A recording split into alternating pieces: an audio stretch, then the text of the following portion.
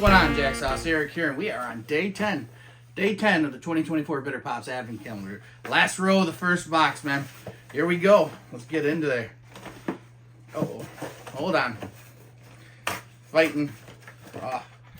Can't see 11. Don't want to see 11 or 12, but there's nothing keeping it closed now. Stay. All right. We got to keep this. I mean, it's more fun when we have no idea what we're doing. Day 10, guys. Very excited. All right. Let's get into this. What are we doing? Throwing things around. All right, what do we have here? Nelson Effect. Double dry hopped New England double IPA. Oh, cool. My friend Nelson Sauvin is back. First things first, Nelson Effect. It makes sense with the name. I don't know what this is. Nelson Effect. Is that the name of the beer or the brewery? Oh, this is Brothership Brewing. Okay. Didn't see that at first. Brothership Brewing. This is their Nelson Effect. All right, so I've heard of these guys. I've never tried anything from them. They are out in the burbs, if I'm not mistaken, Mokina, Illinois. Well, you can't really tell which way I'm pointing, but trust me, it's that way. That way right there. This is a double dry hop New England double IPA. Holy cow, that's a lot going on there.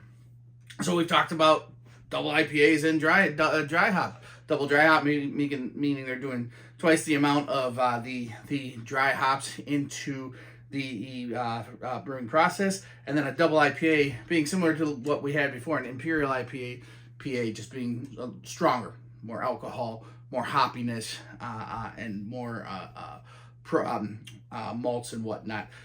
This is looking for an ABV, 7.75%, so you are getting up there.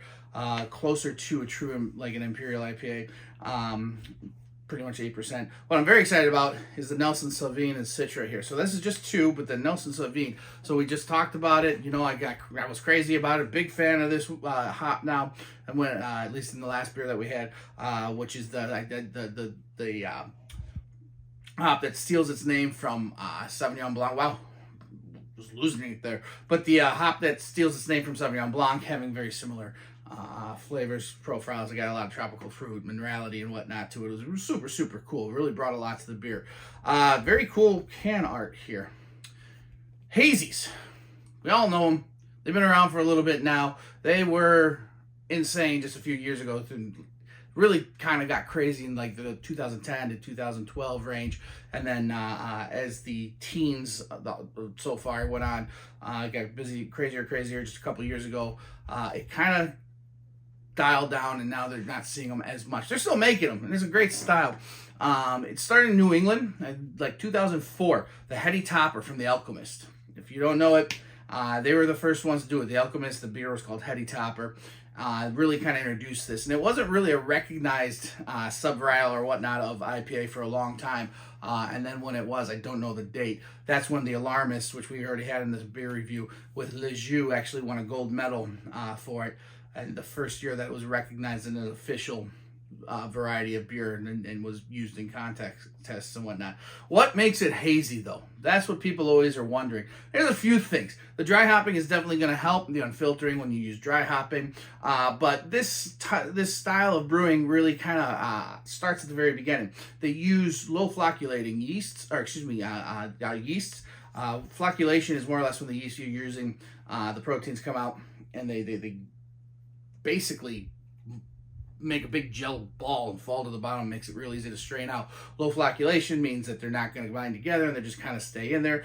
Those proteins are what you're getting the yeast from. Also, they use a higher protein grain than what you would use. So you could use like wheat and oatmeal and stuff. But here's what's interesting about it. The United States was built to make this style of beer because when German brewers came over here, one of the things they noticed is that the proteins, there's a lot more protein in American barley than there was what they were traditionally used to in like Germany, the barley that was made there. So beers were coming out a lot more cloudy. Filtration was a little bit more necessary. So we were built, our barley is high in protein, so it was built to make a hazy style beer. So really, they just control that through fermentation, temperature control, all that kind of stuff, and they really let the proteins kind of go, and that's how you get a nice hazy IPA. Between that, low flocculating yeast, and the dry hopping process.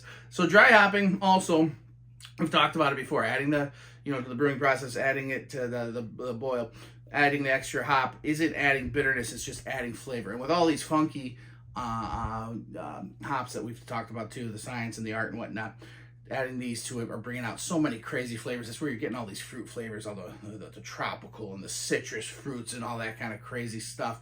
Not necessarily even needing adjuncts in all of these, because these hops are built to make those flavors come out. So juicy, hazy, whatever you want to call it.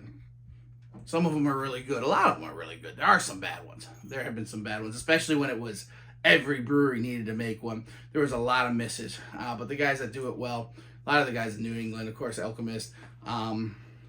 Chicago has a pretty good scene, actually. A lot of guys in Chicago got pretty good at it. Like I said, I think the trend is dying off a little bit. It's not as popular of a style anymore, or at least people maybe just be done with it. But of course, people are still making it, and some of them are really good. As you can see, that milkshakey kind of like density to it, just completely unfiltered. So thick, so pretty. That bright yellow color. Look at that. That's really a cool color. On the nose, of course, the hops are prominent. There's citrus, peel galore, lemon pith. You know, I love it. There are definitely tropical fruits, pineapple coming out of it. Green vegetative qualities, a little jalapeno, black pepper. Definitely some grainy, kind of grassy kind of like notes to it. Like wild grass. What the heck am I saying? I'm tired. It's one of those tired beer reviews. I apologize. Let's just drink the beer. Shut up, Eric.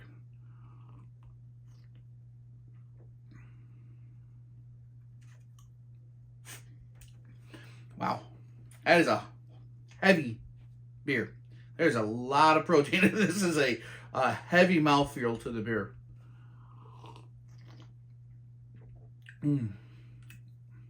Tons of citrus coming through. The tropical notes, there's a minerality, like a slatiness on the back end, which is really nice. Lots of straw, a lot of grain, like a lot of barley, straw, hay type situation, kind of dry, grainy kind of quality to it. There's a nice kind of lactic kind of quality, which I don't think they obviously put lactose in. It's just coming from the unfiltered kind of the proteins in this beer. Tons of citrus, man. There's a little piney note to it. Like I said, the minerality. And it's not overly bitter. So there's the hops. There is a prominent bitterness throughout the beer, but it kind of fades. It's not on the after effect, and you get this really nice, pleasant, almost kind of like, I think once again we can go back to jalapeno, kind of a jalapeno-esque kind of burn. A little bit of spice, great citrus, tropical fruits on the back end. There's some mango coming out now that I'm letting it kind of sit on my palate for a second. Very nice beer, brothership. This is one of the good hazies. Keep it up, man. Cool beer. Like I said, I'm tired. This is one of those tired. December's a busy month, isn't it? But it's an enjoyable one. Gotta still remember though, sit back, enjoy a cold one once in a while. Take time for yourself. Day 10, man. Brothership. I wish I knew more about you guys. I'm going to look into it. Next time we do a beer review on Brothership, I'll have a little more info. Otherwise, have a great day, everybody. Cheers.